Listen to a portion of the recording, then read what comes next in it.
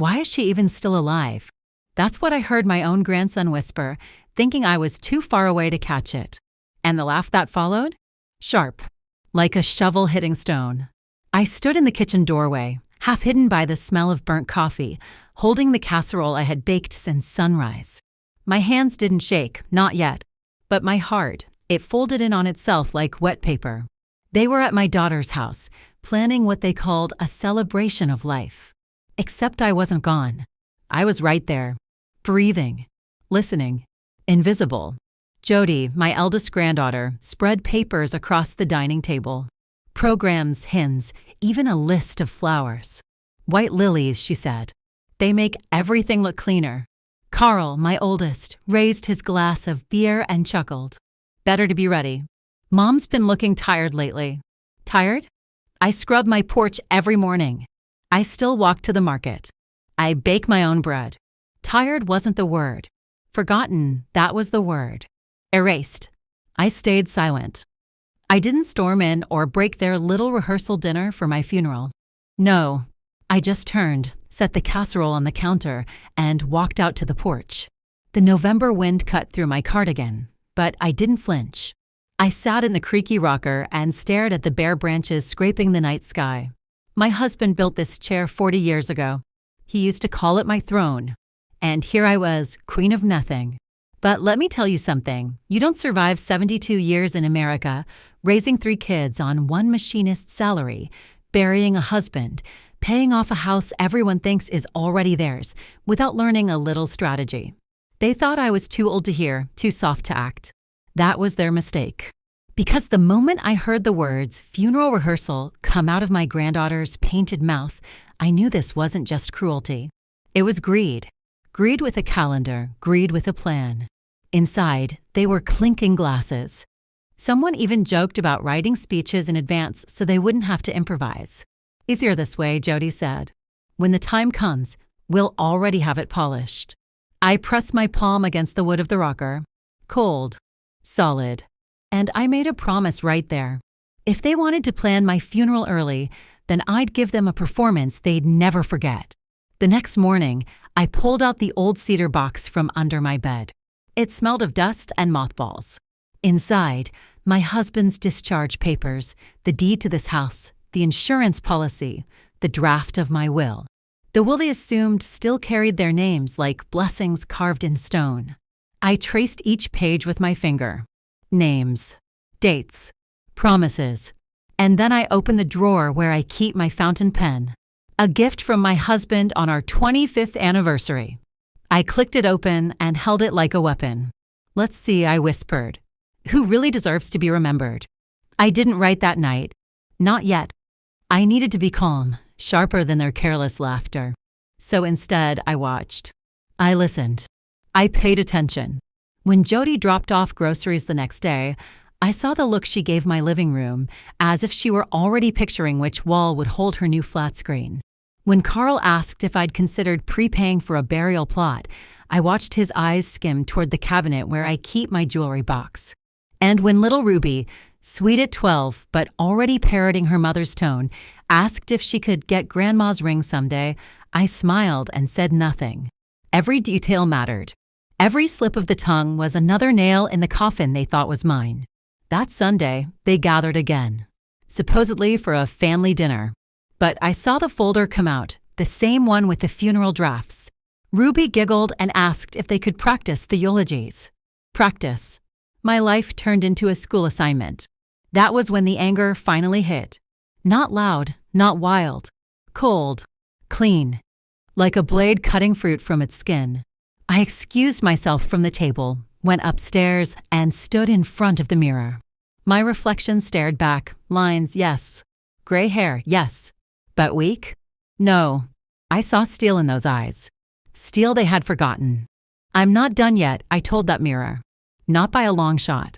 Downstairs, I could still hear them laughing, tossing around phrases like, when the time comes and she'll never know. They were wrong. I knew. And I was about to make sure the whole world knew too. When I came back down, I didn't scold. I didn't accuse. I smiled, poured myself a cup of coffee, and sat right among them. If they thought they were planning my end, Let them. I would sit at that table and memorize every face, every smug grin. Because when the real day came, not my funeral, but theirs, I'd be the one giving the speech. And it would start with 7 words that would freeze their blood. I heard everything.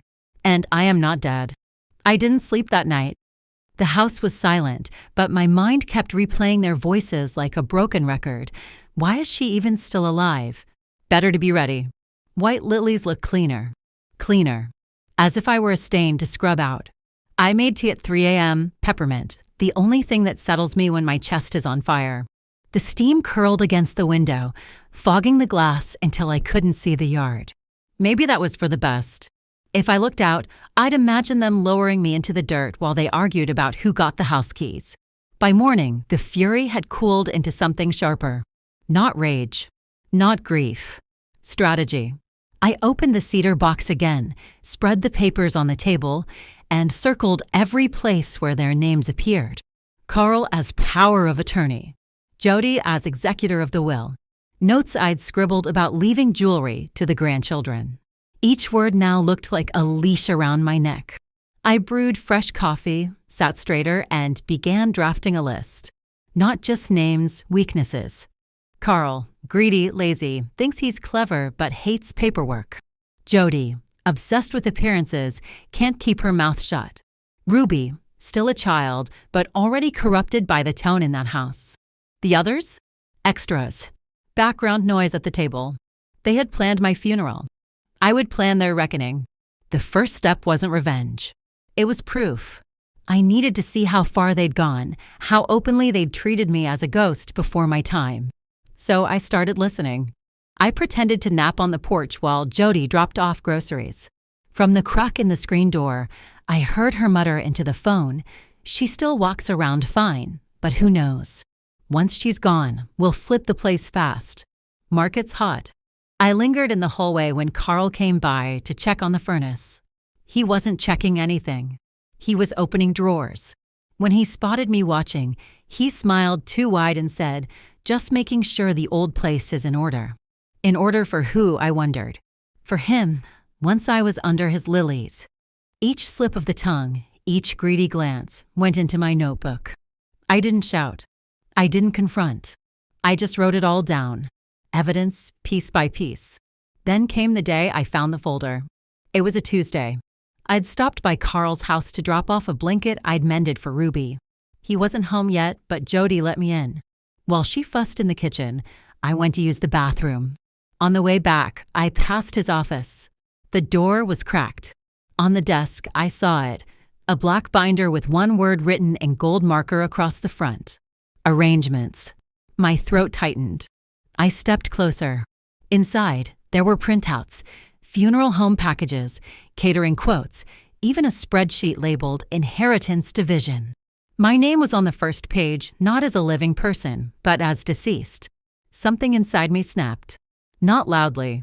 Quiet. Cold.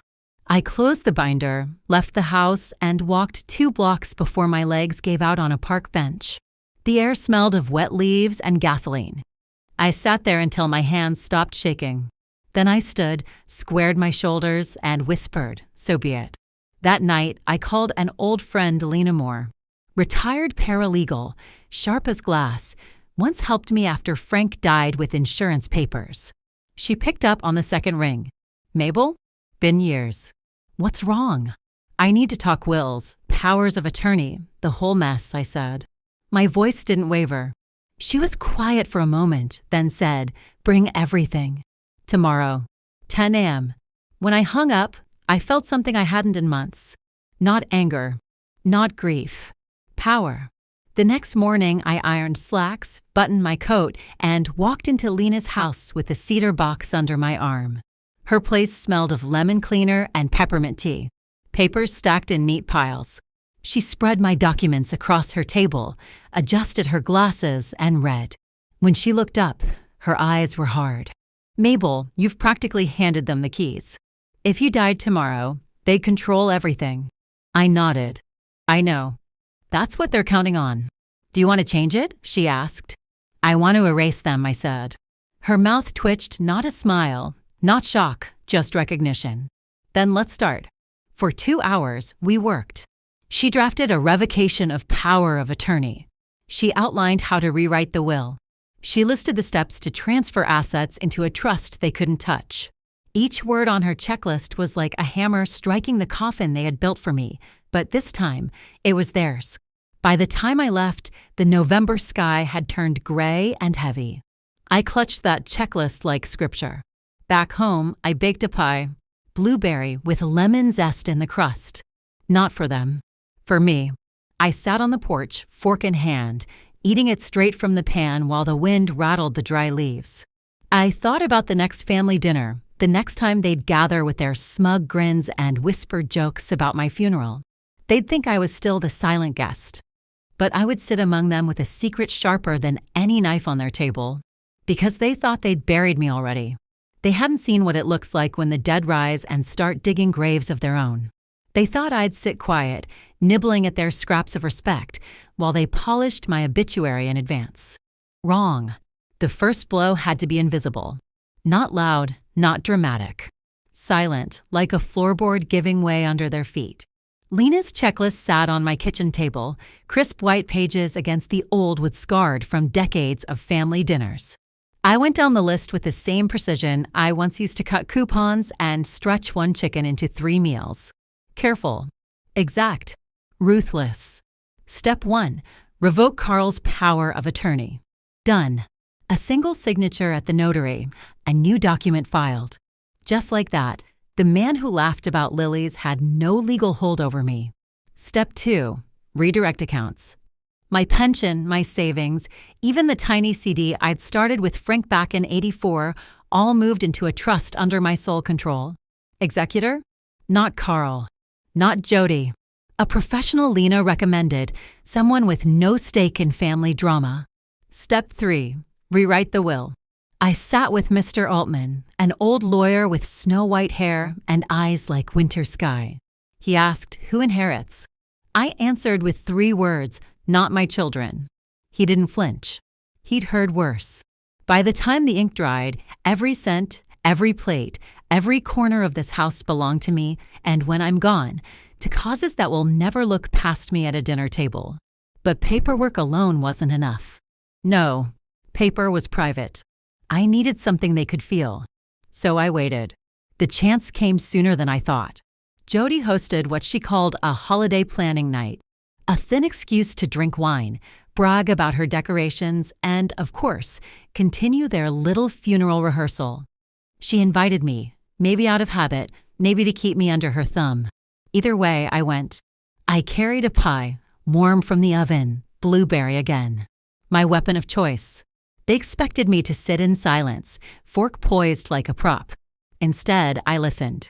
Carl bragged about a new car he was leasing. Jody complained about mortgage rates. Ruby giggled with her phone under the table. And then, just when I thought they'd keep it light, Jody slid the black binder across the table. Should we run through it one more time? She asked. My throat tightened. Their arrangements. My funeral. Carl chuckled. Why not?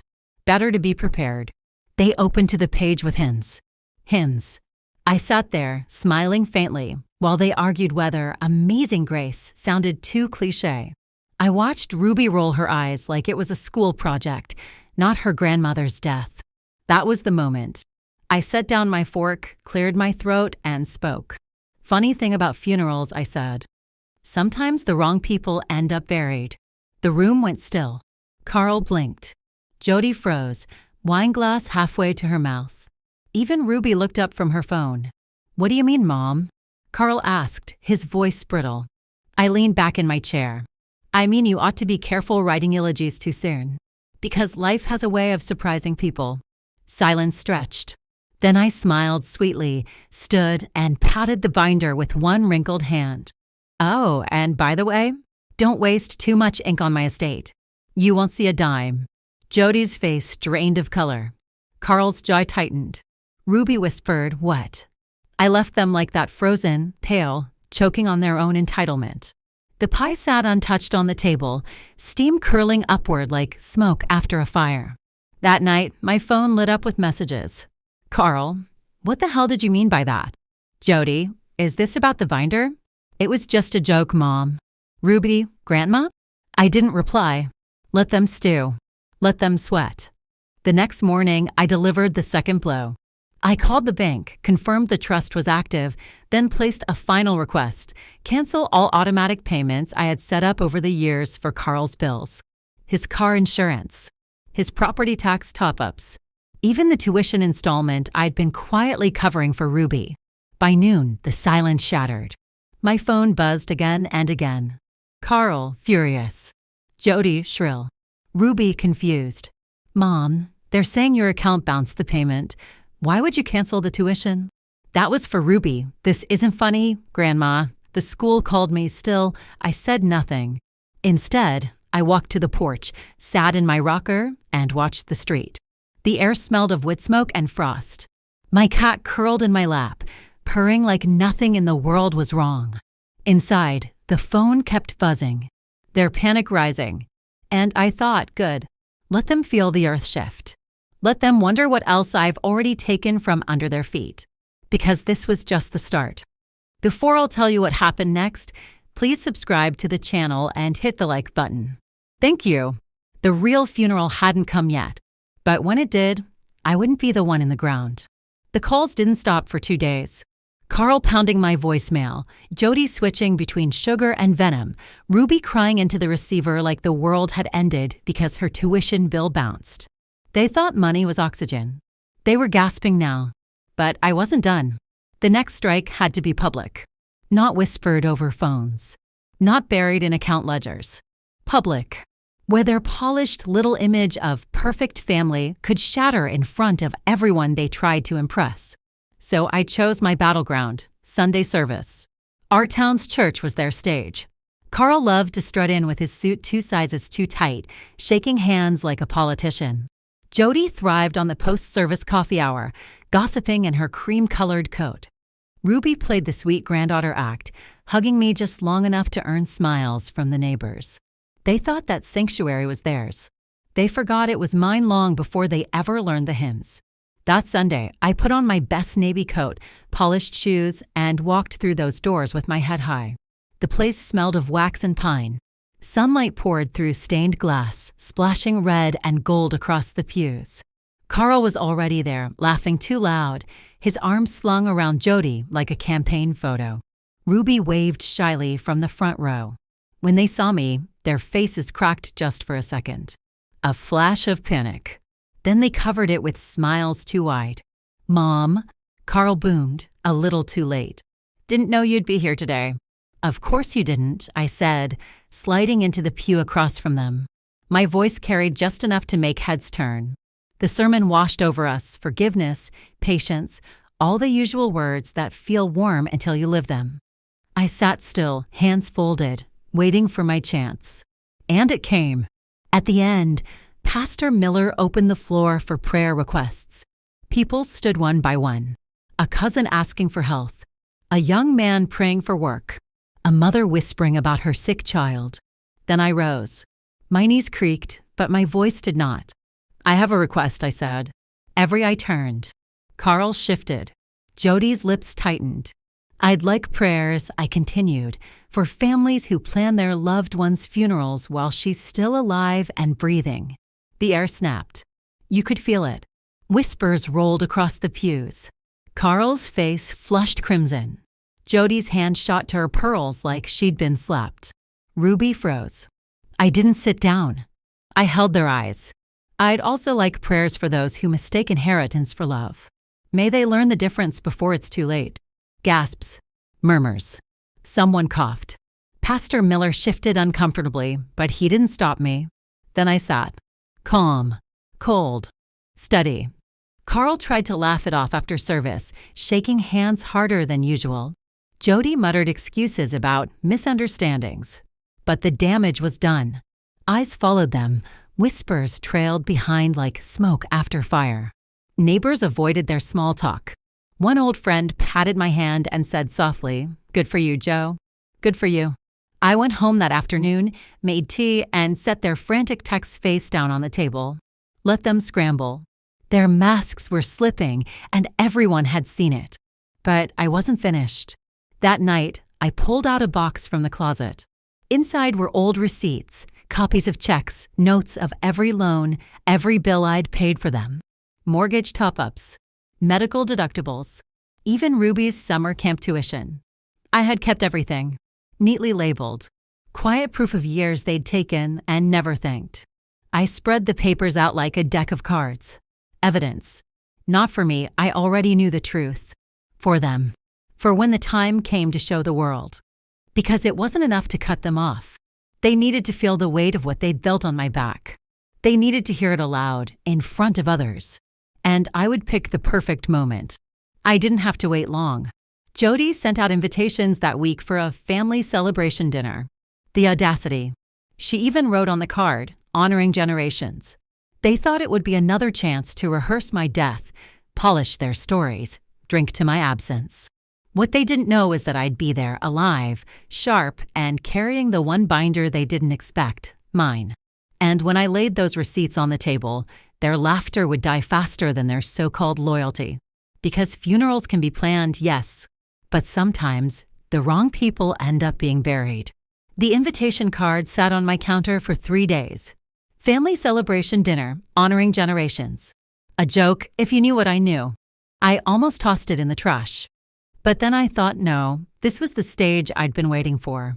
If they wanted to gather the family, pour wine, clink glasses, and rehearse my funeral behind my back, then let me provide the entertainment. I packed my own binder. Not black like Carl's, but blue, the color of old bank ledgers. Inside, every receipt, every check stub, every proof that their lives had been propped up by my so-called weak hands. Saturday night, I walked into Jody's house with that binder tucked under my arm. She opened the door with her polished smile, pearls at her throat, the smell of rosemary chicken trailing from the dining room. "Mom," she said too brightly, "you made it." "I wouldn't miss it," I answered, stepping past her. My shoes clicked hard against the tile. The house was lit up like a showroom. Candles flickered. Wine glasses gleamed. The long oak table stretched out with plates for 12. Carl sat at the head, puffed up in his blazer like a man who thought he owned the room. Ruby sat beside him, head bent over her phone, pretending to be bored but watching every move. I took my seat at the far end. They didn't offer me the center. Of course not. I didn't need it. The evening started as usual. Small talk about work, schools, someone's promotion. Laughter too loud, too forced. Then Carl raised his glass. To family, he said, voice booming.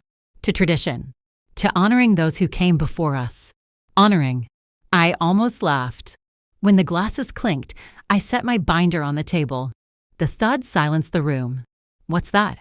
Jody asked, her smile stiffening. "My contribution," I said. I slid it open and turned the first page. Receipts. Carl frowned. Receipts? I nodded. Yes, from the last 20 years. Mortgage payments when you were short on cash. Ruby's camp tuition. Your new roof. Medical bills I covered. Even the down payment on this very house. I tapped the paper. The ink was faded, but the numbers still spoke louder than any toast. The room went still. Forks hovered midair. Someone cleared their throat. I flipped another page. Here's the $7,800 I paid to keep your car from being repossessed, Carl. Here's the $3,200 check for Ruby's braces. And here, I held up a bank slip. Here's the $40,000 from my retirement account that bought this roof over your heads. Ruby's eyes widened. Jody's cheeks flushed red. Carl tried to laugh. Mom, this isn't necessary. Not necessary. My voice cut through the room like a knife on bone. You planned my funeral while I was still alive. You sat around whispering about lilies and hints. So I brought proof. Proof that while you were laughing, I was the one keeping you upright. Gasps rippled down the table. Two cousins stared at Carl. An uncle shifted uncomfortably. Jody slammed her napkin down. This is inappropriate. No, I said, leaning forward. What's inappropriate is writing obituaries for a woman who still breathes. What's inappropriate is treating inheritance like it's already yours. What's inappropriate, I tapped the binder again, is forgetting who carried you all these years. Carl's face went stiff. You're embarrassing yourself." "No, son," I said coldly. "I'm embarrassing you." I stood, pushing the binder toward the center of the table. The candlelight glinted off the plastic sleeves. Every eye followed it. "You thought this dinner was about celebrating generations? Fine. Then let's celebrate the truth. Without me, you wouldn't have had a house, a car, even that damn chicken on your plate." Ruby whispered, "Grandma," but her voice broke before she could finish. I straightened my coat. "Enjoy your dinner," I said. "But remember this. The will has changed. The accounts are closed. The next time you plan my funeral, make sure you save enough for your own." And with that, I walked out. The night air hit my face like ice water, sharp and clean. Behind me, voices rose in panic, excuses tumbling over one another, chairs scraping. But I didn't turn back. I drove home in silence. My binder was lighter now, my heart heavier but steady. Because I knew one thing for certain, that dinner had been the last time they would ever sit comfortably with their lies. And soon enough, the whole town would know why. News in a small town moves faster than fire on dry leaves. By Monday morning, half the congregation already knew what I had said at the dinner. By Tuesday, the other half knew how Carl turned pale when I laid the receipts down. And by Wednesday, even the checkout lady at the market raised an eyebrow when she saw me. "Good for you, Joe," she whispered, slipping my change into my palm. About time someone put that family in their place. I hadn't told her a word. I didn't need to. The story had grown legs. Carl, of course, tried damage control. I heard from Kay next door that he was telling folks I was confused. That age had made me exaggerate. That maybe I'd mixed up numbers. But those receipts, my careful, exact handwriting, spoke louder than his excuses. People stopped trusting his smiles. Even the pastor's wife gave him the cold shoulder after service. And Jody? She tried the other tactic, pity. She told her friends that I'd gone bitter, that I was punishing the grandchildren for old grudges. She even dragged Ruby around like a shield, parading her through town with stories about how Grandma cut her tuition. But pity doesn't stick when people know you're planning funerals for the living. The truth was bleeding out, and I hadn't even begun. I still had the black binder. Yes, the one I'd glimpsed in Carl's office. That night after the dinner, I called Lena again. "You still want more?" she asked. "I don't want more," I said. "I want all of it." So we set to work. Lena showed me how to file a public revocation of power of attorney. She suggested sending a copy to the local paper, a quiet notice in the legal section. Most folks skip those pages, but not people like Jody. They scan them, checking for gossip, foreclosures, names they recognize. That Friday, there it was in black print. Mabel Hemsworth revokes all financial powers previously granted to son, Carl Hemsworth. It was one line, small, easy to miss, but not for them. By noon, my phone was ringing. Carl's voice cracked with panic. "Mom, what the hell are you doing putting our business in the paper?" "Our business," I said calmly. "Funny, I thought it was mine." He sputtered. "You're ruining me." "No, Carl," I answered. "I'm exposing you. There's a difference." I hung up before he could spit more excuses. That night, I sat by my window, watching headlights crawl down the street. Across the way, Carl's house was dark, blinds drawn tight. It looked less like a home and more like a bunker. The next blow wasn't mine. It was theirs, or rather, their own making. At the Saturday farmers market, Jody marched up to me, face red, hair too neat, voice trembling. "You've humiliated us," she hissed. "People are whispering, making jokes. Do you understand what you've done?" I stared at her. "Do you understand what you did? Planning a funeral while I was still alive." Her voice rose. It was a joke. That was her mistake. Because by then, a small crowd had gathered, neighbors, vendors, even Pastor Miller buying apples. They all heard it. A joke. She realized too late. Eyes pierced her. Mouths pressed thin. One woman muttered, "Disgusting." Another shook her head. Jody backed away, face crumbling under the weight of her own words. I didn't have to say anything more. The town had judged her itself. But I wasn't satisfied. Not yet. That evening, I pulled out the old family photo albums. I spread them across my table, birthdays, graduations, Thanksgivings. All the moments I'd cooked, cleaned, paid for, smiled through. And beside each photo, I placed a copy of the receipt that matched the memory. Tuition checks behind graduation smiles, hospital bills behind baby showers, mortgage slips behind housewarmings. I took photos of each spread with my phone. Neat, clear, undeniable. Then I created a little envelope addressed to each relative who had sat silent at that dinner table. Inside, a single photo and its matching receipt. No note, no explanation, just proof. By Monday morning, they all had them. And suddenly, silence wasn't an option anymore. Cousins called Carl demanding answers. An aunt cornered Jody at the grocery store. Even Ruby's friends whispered about it at school. Her grandma paid for everything. Carl's polished mask cracked wide. Jody's smile turned brittle. Ruby stopped coming around at all. Good. Let them taste what it feels like to be erased. Because they hadn't buried me. No, I had just started burying them. The silence didn't last. It never does with people like them. When shame starts to stick, they claw at anything to scrape it off, even if it means dragging you down with them. Carl struck first. A week after the market incident, I came home to find a letter taped to my door. Not handwritten. Typed. Cold. We're concerned about your mental state. If you continue this erratic behavior, we may have to seek legal guardianship for your own protection. Guardianship. My own son, trying to declare me incompetent so he could snatch back what I'd taken away. I laughed so hard I had to grip the porch railing to steady myself. My neighbors peeking from across the street must have thought I'd lost it. No, I'd finally found it. The next morning, I took that letter straight to Lena. She read it once, twice, then set it down like it smelled foul. They won't get far, she said. Your medical records are clean. You manage your finances. But this, she tapped the page. This is intimidation. Document it. Every word. So I did. I kept a neat folder labeled attempts to bury me alive. That letter was the first exhibit. Then Jody tried her tactic. She showed up at my house, crocodile tears painted under expensive mascara. Mom, she said, voice trembling just enough to sound rehearsed. We're worried. People think you've lost your way. If you'd just apologize, if you'd just undo those changes, I cut her off. Undo them? You mean hand you the shovel so you can keep digging my grave? Her lips pressed thin. The mask slipped for half a second, sharp, mean, familiar. You'll regret this, she hissed. No, I said, opening the door wider so the neighbors mowing across the street could hear. You will. She stormed off, heels clicking like gunshots on my driveway.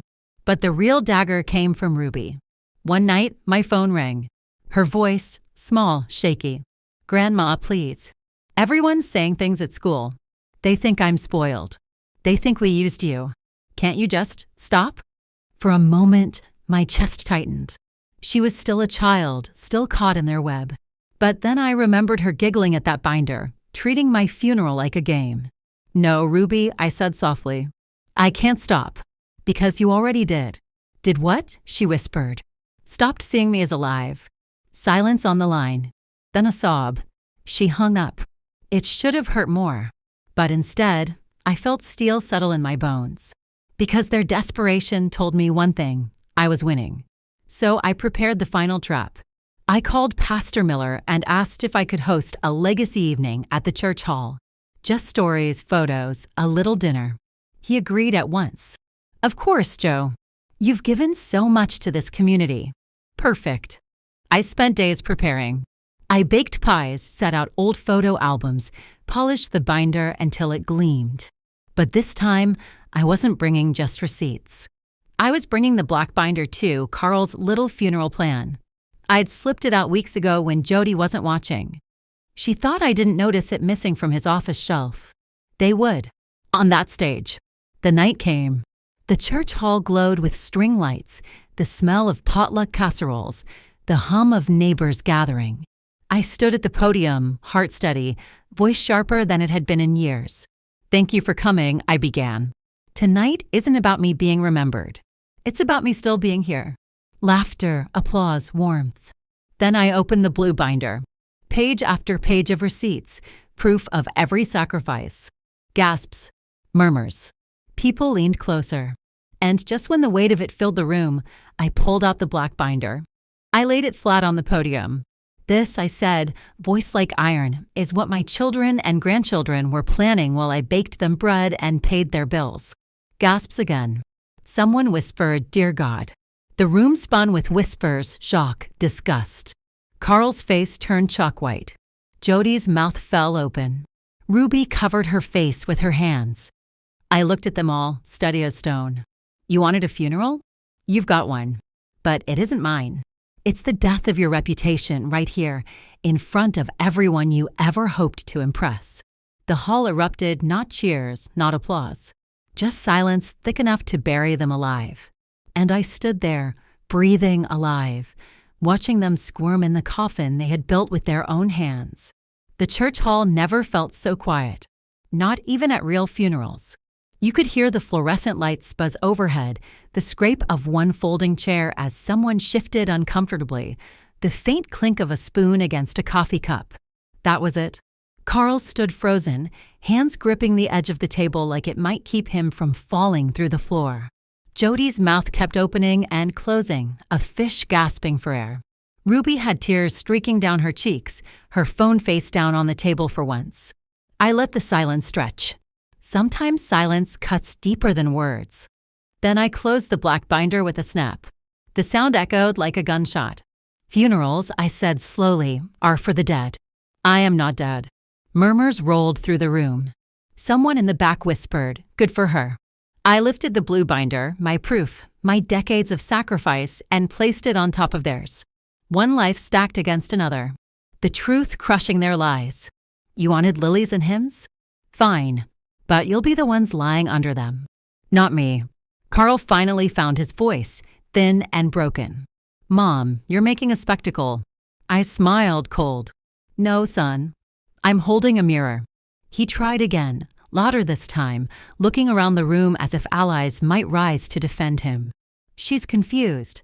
She doesn't know what she's saying. But no one moved. Not one neighbor. Not one cousin.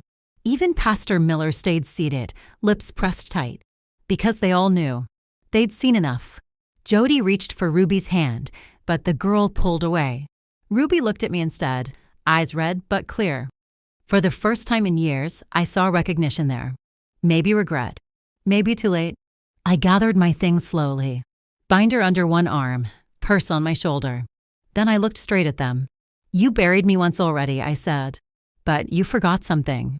The dead don't come back. The living do. And with that, I walked out. Before I'll tell you what happened next, please subscribe to the channel and hit the like button. Thank you. The days after felt different. Lighter. The phone rang, of course, Carl raging, Jody pleading, Ruby apologizing. I didn't answer. Their voices were smoke. And I'd finally opened a window. Neighbors stopped me in the market, some patting my arm, some whispering, "You did the right thing." I didn't soak it in. I didn't need applause. I'd done it for me, not for them. One afternoon, Kay from next door brought me a lemon cake. For strength, she said. We ate it on my porch, the November wind rattling the bare branches. For once, I laughed, not the bitter kind, but the clean kind that leaves your chest wide open. But the biggest shift wasn't the whispers in town. It was the silence in me. The kind of silence that doesn't ache. The kind that feels earned. I went to the bank one last time, signed the final papers. Everything, the house, the savings, the land locked into the trust. Untouchable. And not a cent for the ones who planned my end while I still breathed. When I left, the young teller smiled and said, "Take care, ma'am." I already am, I told him. Weeks later, Ruby knocked on my door. Alone. Her hair was messy, her eyes swollen. She held nothing in her hands, no excuses, no phone. "Grandma," she whispered. I don't know why I laughed that day. I was stupid. I'm sorry. I studied her. My blood, yes, but also their poison. I didn't hug her. I didn't shut the door either. You've got time to choose what kind of person you'll be, I said. But my door only opens for truth. Not for graves dug too early. She nodded, tears falling fresh. I understand. Maybe she did. Maybe not. I let her walk away without an answer. Some lessons take longer to grow. The night of the first snow, I sat in my rocker on the porch. The air smelled of wood smoke, sharp and clean. Across the street, Carl's house was dark, blinds still drawn. A tomb, really. Mine was lit, warm, alive. I poured myself a cup of tea, let the steam rise, and whispered into the cold air. They planned my funeral too early, so I buried them instead. Then I sipped, steady and certain, and let the snow fall over a town that would never forget the night I refused to die. You don't bury the living. You bury your own greed and watch it rot.